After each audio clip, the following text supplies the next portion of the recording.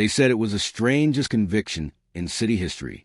A decorated officer, a man once praised as a hero, exposed and dismantled in court.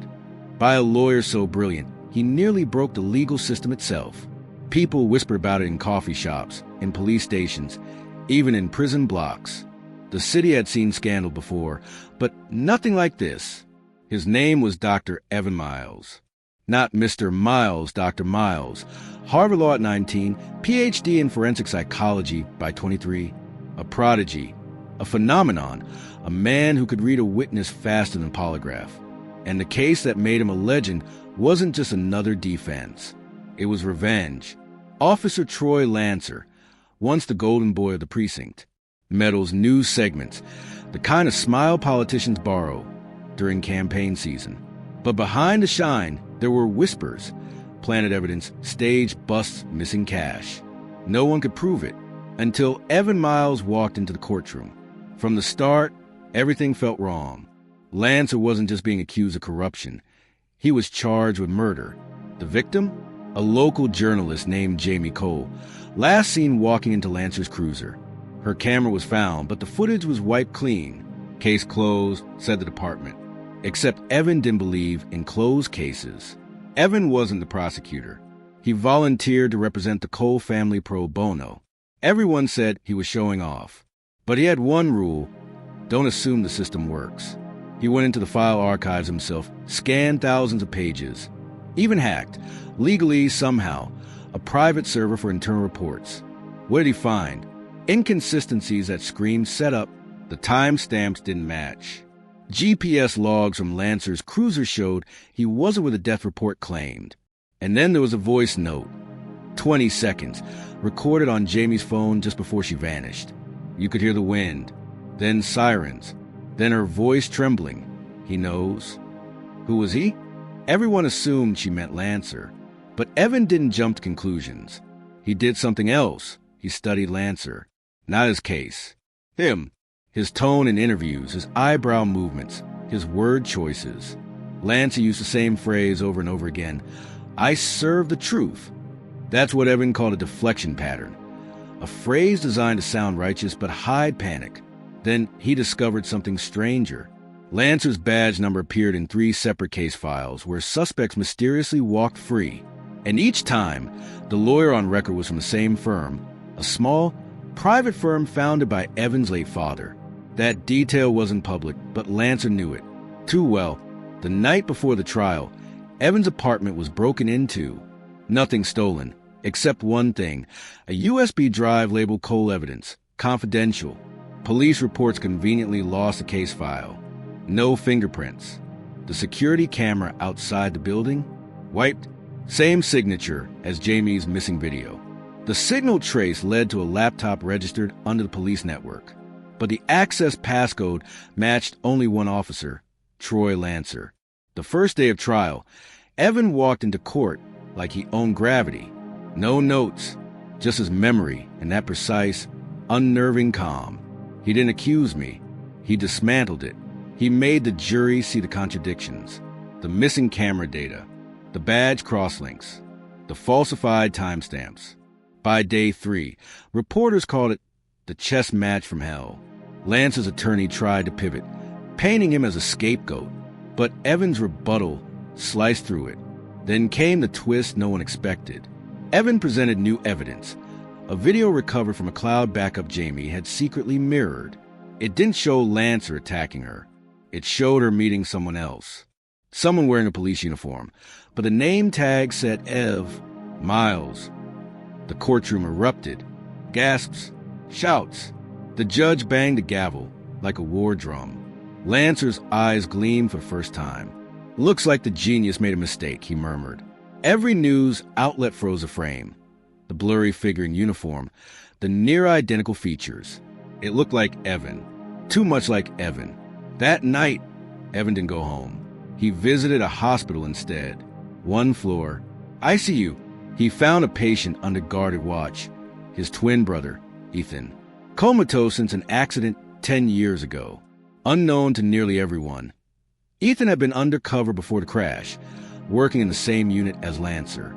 But now, somehow, Ethan's uniform was in that video.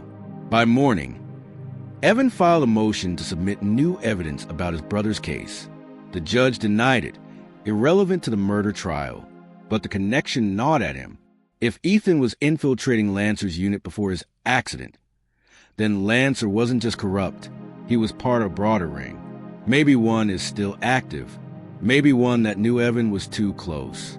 The prosecution called its final witness, a tech expert. He testified that the recovered video was authentic. No edits, no fabrications, which meant one of two things. Either Evan had a secret twin impersonating him, or someone reanimated Ethan's identity to frame him. The jury looked torn. Whispers spread through the benches. Reporters outside speculated everything from deepfake manipulation to familial conspiracy. But Evan wasn't panicking. He paced once behind the defense table, smiled faintly, then said 2 words that silenced the courtroom. "Your Honor, recall Exhibit D." Exhibit D, Jamie Cole's last voice note. Evan replayed it, but this time with frequency analysis on screen. Hidden under her voice was a faint mechanical sound. 5 beeps, evenly spaced. The courtroom leaned forward. Evan explained it wasn't random. It was a signal tone used by police body cams during internal uploads. A signal registered only when the device switched networks mid-recording, meaning someone else was nearby, wearing another active body cam, meaning there was a third person at the scene. Lancer's jaw twitched. His pulse is visible at his temple. Evan zeroed in. "You were not alone, were you?" he said calmly. Lancer didn't answer. Who was wearing the second body cam, officer? No response. Just that twitch. The judge ordered a recess. Outside, thunder smashed through the sky. Reporters screamed questions as Evan stepped into the corridor, drenched in flashbulbs. His voice was ice. "Someone deleted half the truth. I just have to find who." An hour later, before court reconvened, a guard found Evan's legal pad torn in half. On one page, scrawled in pen like a desperate note, "Ethan is awake." No one knew what it meant. No one but Evan. He left the courthouse without a word, strode into the storm, and vanished into the city traffic. Security footage caught him entering the hospital lobby at 6:47 p.m. For minutes later, all the power in the building went out. Backup generator engaged. Cameras flickered back online at 6:52. Ethan's hospital bed? Empty. Bed restraints cut. For tubes ripped clean. Blood droplets marked the floor, leading toward the elevator. The elevator camera feed caught 2 figures exiting on the basement level. One limping, one carrying a duffel bag. Neither face is visible, but one of them, according to frame analysis, wore a police badge, the same badge number as Lancer's. When the lights turned back on, Evan's car was gone. His phone pinged once on GPS, miles away, near the old precinct building, now abandoned. And 20 minutes after that, Officer Troy Lancer collapsed in his holding cell, clutching his throat, gasping one word: "Miles!" Then, blackout on every surveillance feed within the station for exactly 12 seconds. When they came back, Lancer was gone too. His cell door unlocked. The guard was unconscious. No footprints. No exit. Just one thing carved into the wall, neat and deliberate, as if marked by a surgical blade. The daring ACT continues. 12 seconds. That's all the blackout lasted. But in 12 seconds, a decorated cop vanished from a locked cell. And Dr. Evan Miles, genius lawyer now fugitive, was nowhere to be found. The wall message still burned in the public's mind. The daring ACT continues. Police locked down the city. Every exit was closed. News drones whirled overhead. Commentators speculated. Did Evan break Lancer out? Or did Lancer abduct Evan? The truth was neither, and far worse. At 3 a.m., a mysterious file dropped anonymously into a journalist's inbox. Title line: Project Dear NG.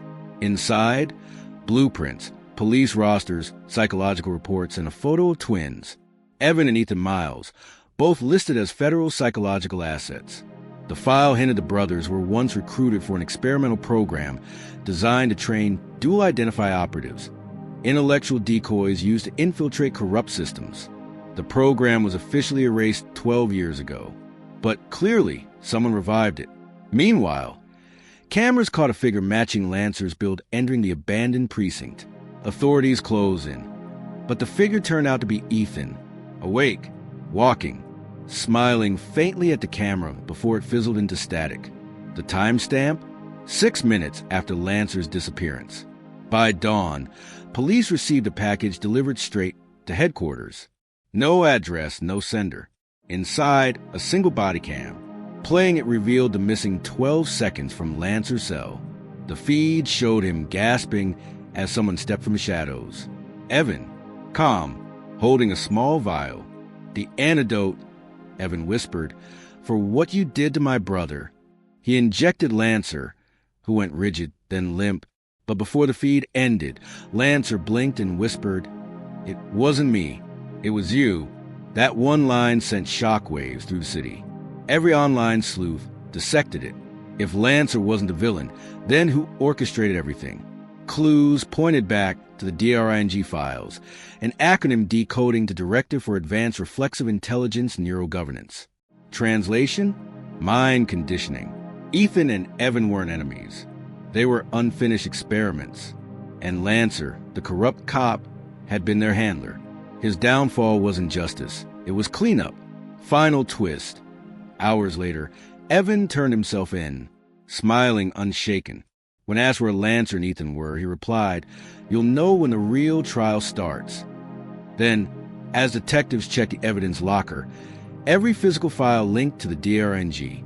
The program was gone. In its place, a single note typed and stamped with the same precision Evan was famous for. Round 2 has begun. Note, stay tuned for more true crime breakdowns like this, because the daring act isn't over yet.